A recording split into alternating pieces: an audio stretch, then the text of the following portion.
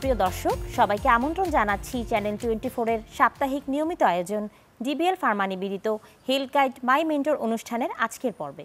আপনাদের সাথে আছি আমি ডক্টর চৌধুরী তামান্না তাবাসসুম। দর্শক, আপনারা জানেন এই আয়োজনটি আমরা একটু ভিন্ন আঙ্গিকে উপস্থাপন করে থাকি। প্রতি সপ্তাহে আমরা একজন মেন্টর এবং একজন মেন্টিকে আমন্ত্রণ জানিয়ে থাকি। আজকে আমাদের সাথে আছেন দুইজন স্বনামধন্য হৃদরোগ বিশেষজ্ঞ। প্রথমেই আমরা তাদের পেশাগত জীবনের অভিজ্ঞতা সম্পর্কে শুনব। পাশাপাশি আমরা আজকে যে বিষয়ে আলোচনা করব সেটি হচ্ছে হৃদরোগের আধুনিক চিকিৎসা। পরিচয় করিয়ে দিচ্ছি আমাদের আজকের অতিথিদের সঙ্গে। আমাদের সাথে আজকে রয়েছেন মেন্টি হিসেবে doctor Arun Kumar Sharma, senior consultant ও ইনচার্জ সিসিইউ ল্যাবেট কার্ডিয়াক হাসপাতাল। স্যার, আপনাকে স্বাগত জানাচ্ছি আমাদের আজকের আয়োজনে। ধন্যবাদ। আমাদের সাথে আরও রয়েছেন মেন্টর হিসেবে doctor APM Sohrabuzzaman, senior consultant ও cardiologist, director cardiac cath lab and heart rhythm services. Sir, আপনাদেরকেও স্বাগত জানাচ্ছি আমাদের আজকের অনুষ্ঠানে। আপনাকেও ধন্যবাদ, দর্শকদেরও। স্যার, আজকে আমরা ডক্টর অরুণ কুমার শর্মা স্যার আপনাকে দিয়ে স্টার্ট করব। আমরা প্রথমেই স্যার আপনার মেন্টর সম্পর্কে আপনার কাছ থেকে একটু শুনবো যে আপনার মেন্টর আপনাকে পেশাগত জীবনে কিভাবে অনুপ্রাণিত করেছেন। ধন্যবাদ। প্রথমেই আমি হেলথ গাইড মাই মেন্টর এই অনুষ্ঠানে আমাদেরকে আমন্ত্রণ জানানোর জন্য ডিবিএল ফার্মা এবং চ্যানেল 24কে আন্তরিক ধন্যবাদ জানাই। পাশাপাশি এই প্রোগ্রামটি যারা দেশে বিদেশে দেখছেন তাদেরকে জানাই আমাদের শুভকামনা এবং শুভেচ্ছা। আজকে আমার মেন্টর হিসেবে আসছেন আমার শ্রদ্ধেয় শিক্ষক, স্বনামধন্য হৃদরোগ চিকিৎসক ডাক্তার এপিএম সোহরাবুজ্জামান স্যার। স্যার এই অনুষ্ঠানে আজকে এসে এই অনুষ্ঠানকে আলোকিত করেছেন, এই জন্য স্যারকে আমি আমার শ্রদ্ধাভরে কৃতজ্ঞতা জানাচ্ছি। স্যারের সম্পর্কে কিছু কথা না বললেই নয়।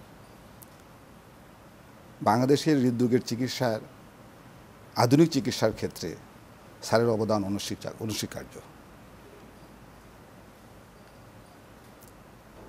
হৃদরোগ আসলে একটা ব্যাপক একটা সাবজেক্ট। এখানে বিভিন্ন সাবস্পেশালিটি রয়েছে, যেমন ইনভেসিভ, নন ইনভেসিভ। ইনভেসিভের মধ্যে আবার আরও ভাগ: electrophysiology, heart rhythm society, heart rhythm part, coronary artery disease, structural heart disease, valvular disease, বিভিন্ন শাখা রয়েছে। স্যার প্রতিটি শাখাতেই সমান দক্ষ। স্যার বাংলাদেশে প্রথম স্যার ইলেকট্রোফিজিওলজিতে স্যার প্রথম বাংলাদেশ শুরু করেন, মানে ইলেকট্রোফিজিওলজির জনক বলা যায় স্যারকে। পাশাপাশি কার্ডিওলজির যত কমপ্লিকেটেড যত ইন্টারভেনশন হয় যেগুলো, যেমন ধরেন কমপ্লেক্স এনজিওপ্লাস্টি, হার্ট ফেলিওর জন্য হার্ট ফেলিওর ডিভাইস ইমপ্লেন্টেশন, আইসিডির ইমপ্লেন্টেশন বা ইপি স্টাডি যেগুলো হয়, এগুলো স্যার অত্যন্ত দক্ষতার সহিত করে থাকেন। পাশাপাশি স্যার ক্লিনিক্যাল কার্ডিওলজিতেও অত্যন্ত দক্ষ। তো স্যারের সাথে আমি নিজেকে অত্যন্ত সৌভাগ্যবান মনে করি। এই কারণে স্যারের সাথে আমি আমার ছাত্র জীবন থেকেই আমি জড়িত। স্যার আমার এমডি কার্ডিওলজিতে সহস্র শিক্ষক ছিলেন। পরবর্তীতে আমি যখন লেবেডে 2007 সালে কনসালটেশনে জয়েন করি, তখন স্যার ওনার আন্ডারে আমাকে নিয়ে নেন এবং স্যার আমাকে অত্যন্ত আন্তরিকতার সহিত ওনার প্রতিটি কাজে আমাকে সাথে রেখেছেন এবং প্রতিটি কাজ উনি অত্যন্ত নিষ্ঠার সাথে, আন্তরিকতার সাথে আমাদেরকে হাতে ধরে শিখিয়েছেন। এবং আজকের আমার এই অবস্থান সিনিয়র কনসালটেন্ট কার্ডিওলজি, এই অবস্থানের পিছনে কিন্তু স্যারের মানে অনেকটাই অবদান রয়েছে। স্যার, আপনার থেকে আপনার মেন্টর সম্পর্কে আপনার শুনলাম। আমরা একটু মেন্টরের কাছে চলে আসি। স্যার, আপনার মেন্টি আপনার সম্পর্কে বললেন। স্যার, আসলে মেন্টি তো আসলে একজন হয় না, আপনার অনেক জুনিয়র চিকিৎসক আছে যারা আপনাকে দেখে আসলে অনুপ্রেরণা পায়। তাদের উদ্দেশ্যে এবং আপনার পেশাগত জীবনের অভিজ্ঞতা নিয়ে যদি একটু বলতেন আমাদেরকে। আমার পেশাগত জীবন চিকিৎসক হিসেবে ধন্যবাদ আগে জানিয়ে দিই। ধন্যবাদ দর্শকদের এবং ধন্যবাদ আপনাকেও। আমার চিকিৎসক জীবনের শুরু 1980 সাল থেকে, অর্থাৎ আমি তখন চিকিৎসাবিদ্যায় স্নাতক ডিগ্রি অর্জন করি। তখন বাংলাদেশের চিকিৎসায় যে অবস্থা আমি দেখেছি এখনও স্মৃতিতে ভাসে, সেই জায়গা থেকে আমরা আজকে একবিংশ শতাব্দীর প্রথম চতুর্থাংশ প্রায় শেষ, 2024 সাল, আমরা যথেষ্ট অনেক দূর আগিয়েছি। এই আগানোর পিছনে, এই যে চিকিৎসা সেবার পিছনে সবচেয়ে বড় কৃতিত্ব আমি দেই চিকিৎসকদের। চিকিৎসকদের এই কৃতিত্ব অর্জনে সাহায্য করেছেন কারা? প্রথমেই তো সরকার, বাংলাদেশের যে সরকার যখনই এসেছেন সাহায্য করেছেন, আগিয়ে নিতে সাহায্য করেছেন, এবং বাংলাদেশের আপামার জনসাধারণ, কারণ তাদের করের পয়সায় এসব অর্জিত হয়েছে। সুতরাং আমার যারা শিক্ষক ছিলেন তাদের অবদান অনস্বীকার্য, তারা আগিয়ে নিয়েছেন, আমরা তাদের থেকেও অনুপ্রাণিত হয়ে আমরা আগিয়ে নিয়েছি। এখন আমাদের শিক্ষার্থীরাও সেই অনুযায়ী কাজ করছেন। আমি বিশ্বাস করি যে এখনও চিকিৎসার এই যে আন্তরিকতা এবং সততার সাথে যদি আমরা এগিয়ে নিয়ে যেতে পারি, তাহলে আমাদের দেশ পৃথিবীর যে কোনো উন্নত দেশের চাইতেও পিছিয়ে থাকবে না। কিন্তু সেই জন্য আমার শিক্ষার্থীদের, বর্তমান নবীন প্রজন্ম চিকিৎসকদের আমি অনুরোধ করব যে তারা সততার সঙ্গে, আন্তরিকতার সঙ্গে জ্ঞান অর্জন করে সেই জ্ঞান জনগণের মাঝে প্রয়োগ করার জন্য, এটাই আমার আশা। জি স্যার, ধন্যবাদ স্যার আপনাকে। আপনাদের যে পেশাগত জীবনের অভিজ্ঞতা থেকে আমাদের জুনিয়র চিকিৎসকরা অবশ্যই উপকৃত হবে। আজকে স্যার তাহলে আমরা একটু মূল বিষয়ে আলোচনায় চলে যাই। আজকে আমরা যে বিষয়ে কথা বলবো সেটি হচ্ছে হৃদরোগের আধুনিক চিকিৎসা। আপনি একজন কার্ডিয়াক ইন্টারভেনশন স্পেশালিস্ট। স্যার আপনার কাছ থেকে একটু শুনতে চাইবো যে আমাদের দেশের যে হৃদরোগের যে চিকিৎসা, মানে সার্জারি ব্যতীত যে আরও কিছু ইন্টারভেনশন এবং আধুনিক চিকিৎসা আছে, এইটা আমরা এখন কোন অবস্থানে দাঁড়িয়ে আছি? আমি যেহেতু এটা সাধারণ আলোচনা, আমি সাধারণ আলোচনা থেকে শুরু করি যে আমাদের হৃদরোগ চিকিৎসার শুরু হয়েছিল তৎকালীন স্নাতকোত্তর চিকিৎসা শিক্ষা প্রতিষ্ঠান IPGMR থেকে। ওখানেই কয়েকজন স্বনামধন্য হৃদরোগ বিশেষজ্ঞ এই চিকিৎসা শুরু করেন। ওখান থেকে সম্ভবত 1981 সালের দিকে, গত শতাব্দী 81 বা তার আগে আগে, বাংলাদেশের ওই জাতীয় হৃদরোগ ইনস্টিটিউট, 81 সালে হয়তো না, একটু আগেই হবে, আমার ঠিক সনটা মনে নাই, জাতীয় হৃদরোগ ইনস্টিটিউট প্রতিষ্ঠা লাভ করে। সেখান থেকে আধুনিক চিকিৎসা শুরু হয় এবং তারপরে ওখান থেকেই যেমন শিক্ষা শুরু হয়, উচ্চতর শিক্ষা হৃদরোগের, সেটাও ওনারাই শুরু করেন, এবং চিকিৎসাবিদ্যাও, চিকিৎসার সেবা, সেটাও ওখান থেকে শুরু হয়। বাংলাদেশের প্রথম ক্যাথ ল্যাব ওই হৃদরোগ ইনস্টিটিউটেই তৈরি হয়েছিল, প্রথম এনজিওগ্রাম ওই হৃদরোগ ইনস্টিটিউটেই হয়েছিল। তারপরে ওখান থেকে বেশ কিছু ছাত্র উচ্চতর শিক্ষা, স্নাতকোত্তর শিক্ষা নিয়ে বেরিয়ে পড়েন এবং আমাদের বিদেশে বাংলাদেশের চিকিৎসক, বাঙালি চিকিৎসক যারা হৃদরোগের চিকিৎসা করেন, তারাও বাংলাদেশে এসেছেন গত শতাব্দীর 90-এর দশকে।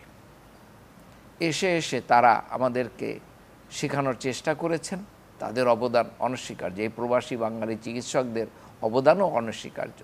ওখানে যেমন কার্ডিওলজিস্ট এসেছেন, ওখানে কার্ডিয়াক সার্জনরাও এসেছেন, ভারত থেকে অনেকে এসেছেন, যুক্তরাষ্ট্র থেকেও অনেকে এসেছেন, যারা বিদেশি তারাও এসে আমাদেরকে শিক্ষায় শিক্ষিত করেছেন।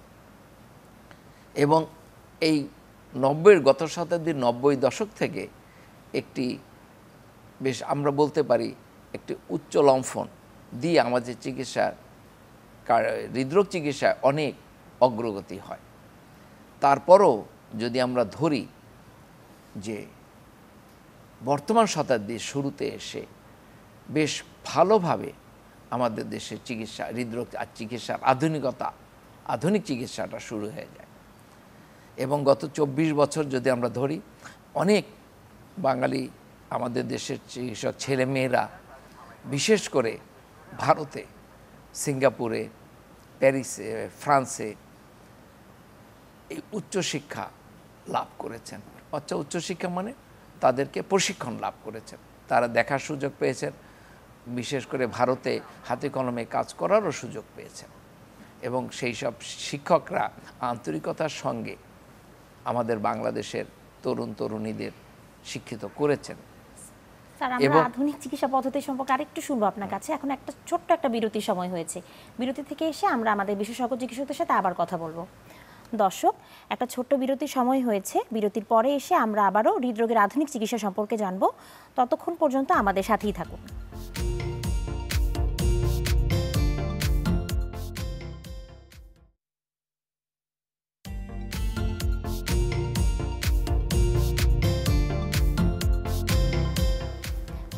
আবারও আমন্ত্রণ জানাচ্ছি ডিবিএল ফার্মা নিবেদিত হেলথ গাইড মাইমেন্টের অনুষ্ঠানের আজকের পর্বে। আপনাদের সাথে আছি আমি ডক্টর তামান্না তাবাসসুম। আমরা কথা বলছিলাম হৃদরোগের আধুনিক চিকিৎসা নিয়ে। ডক্টর অরুণ কুমার শর্মা স্যার, আপনার কাছ থেকে আমরা একটু, স্যার আমাদেরকে চিকিৎসার আধুনিক পদ্ধতি নিয়ে বলছিলেন যে দেশে এখন কিভাবে কার্ডিওলজি চিকিৎসা অনেক আধুনিক অনেকগুলো ইন্টারভেনশন এসেছে। তাহলে সার্জারি ব্যতীত আমরা আসলে কী কী কার্ডিওলজির ইন্টারভেনশন বর্তমানে বাংলাদেশে অ্যাভেলেবেল আছে, এটা একটু আপনার কাছ থেকে আমরা শুনবো। ধন্যবাদ। স্যার যে কথাটা বলছিলেন যে বাংলাদেশে আধুনিক চিকিৎসার অনেক উন্নত হয়েছে, এটা কিন্তু স্যারের হাত ধরেই হয়েছে। আমরা স্যারের সাথে আছি। বর্তমানে আমাদের যে ট্র্যাডিশনাল যে এনজিওগ্রাম যেগুলো আগে হতো, ফেমোরাল অ্যাপ্রোচ বা পা দিয়ে, সেটা আর হচ্ছে না। সেটা হচ্ছে, কিন্তু এখন আমরা সবাই almost all cardiologist in Bangladesh আমরা রেডিয়াল অ্যাপ্রোচ যেটা বলে, রেডিয়াল দিয়ে আমরা করি। এটা স্বল্প সময় এবং অত্যন্ত কম কমপ্লিকেশন হয়, যেটা আগে পায়ে যেটা করার অনেক কমপ্লিকেশন হতো, সেটা আর হচ্ছে না। সুতরাং আমরা এটা একটা অ্যাডভান্সমেন্ট। তারপরে ধরুন আমরা নতুন প্রযুক্তি আইভাস, ইন্ট্রাভাস্কুলার আল্ট্রাসাউন্ড। আগে শুধুমাত্র আমরা করোনারি এনজিওগ্রামগুলো দেখতে পারতাম, এখন না, আমরা করোনারি আর্টারির ভিতরে একটা আল্ট্রাসাউন্ড প্রুব নিয়ে ভিতরে দেখতে পারি পুরো আর্টারিটাকে অ্যানালাইজ করতে পারি, অ্যানালাইজ করে বলতে পারি যে এই আর্টারিটা ডিজিজড কিনা এবং কতটুকু স্টেন্টিং হবে, কতটা আসবে সেটা বলতে পারি। আগে যেটা ওই আই এস্টিমেশন, সেটা কিন্তু সম্পূর্ণ মানে ডিভাইস দিয়ে একেবারে প্রত্যেকটা পয়েন্ট টু পয়েন্ট আমরা মেপে বলতে পারি যে কত মিলিমিটার একটা স্ট্যান্ড লাগবে, সেটা একটা। আরেকটা হচ্ছে যে আমরা যে স্টেনোসিসটা, যেমন ধরুন হার্টে আমরা যদি মানে আই এস্টিমেশন বলা হলো যেটা 80% বা 60%, সেটা আইএফআর দিয়ে আমরা বুঝতে পারি যে আসলে এই যে স্টেনোসিসটা কোনো পেইন বা কোনো ইস্কিমিয়া করতেছে কিনা, সেটাও আমরা এখন দেখতে পারি। তারপর রয়েছে রটা হচ্ছে যদি কোনো ক্যালসিফাইড ভেসেল থাকে, সেখানে আগে আমরা যেতে পারতাম না বেলুন নিয়ে বা স্টেন যেত না, সেখানে আমরা এই ক্যালসিয়ামটাকে আমরা রটা মানে একটা ডিভাইস, যে ডিভাইসের মাধ্যমে আমরা সেই ক্যালসিয়ামটাকে চাংটাকে ভেঙে নিয়ে আমরা নতুন করে সেখানে বেলুনিং করে স্টেন করতে পারি। এটা হচ্ছে যে আমাদের কার্ডিওলজির ইন্টারভেনশনের একটা করোনারি ইন্টারভেনশনের একটা পার্ট। তাছাড়া যেমন ধরুন রয়ে গেছে আরও হার্ট ফেলিওর ট্রিটমেন্টের ক্ষেত্রে, যেখানে আগে আমরা আমাদের ডিভাইস আমরা সেট করতাম, যেমন ধরেন স্যাররা প্রচুর করেন, আইসিডি দেওয়া হয়, তারপরে ধরেন মানে পেসমেকার দেওয়া হয়, সেটাকে আমরা বলি যে মানে কর্নারে একটা মানে লেফট সাইডে এবং রাইট সাইডে দুই সাইডে আমরা দিয়ে আমরা এটাকে বলা হয়, আমরা বলি সিআরটিডি বা সিআরটিপি। এটা আধুনিক চিকিৎসার একটা অংশ। পাশাপাশি এখন পেসমেকার কিন্তু আবার হিজ বান্ডলও আমরা প্লেস করি। আগে যেটা করা হতো আরভিএফএক্সে, এখন আমরা হিজ বান্ডলে প্লেস করি। এটা আধুনিক চিকিৎসা, যে চিকিৎসাটা মানে এখনও সারা বিশ্বে সবখানে যে হয় তা না, বাংলাদেশে এই চিকিৎসা আমরা আমাদের শারকদের হাত ধরে আমরা এগিয়ে গেছি। স্যার, তাহলে আমরা একটু স্যারের কথা বলি। স্যার তো চিকিৎসা পদ্ধতি নিয়ে বললেন। স্যার, আমরা এখন যেটা দেখি যে তরুণরা অনেক সময় আমাদের কাছে আছে যে বুক ধরফর বা প্যালপিটেশন, অ্যারিথমিয়া এই ধরনের সমস্যা নিয়ে। এছাড়াও কিন্তু তরুণদের মধ্যে হার্ট অ্যাটাকের সমস্যাটাও অনেক বেড়ে গেছে। এই বিষয়টি নিয়ে যদি একটু বলতেন। এটার মূল কারণ গবেষণা করে দেখা যাচ্ছে যে আমাদের খাদ্যাভ্যাস, আমাদের পরিশ্রমের অভাব, আমাদের আমি বলি বদভ্যাস, ওই যে ধূমপান করা বা এই জাতীয়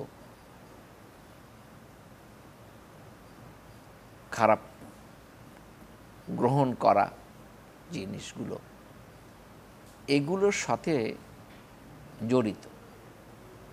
যদিও ধারণা করা হয় বা গবেষণায় দেখা গেছে যে এই এলাকার মানুষের করোনারি ধমনীগুলো ইউরোপ বা আমেরিকার ওই ককেশিয়ানদের চাইতে কিছুটা সরু।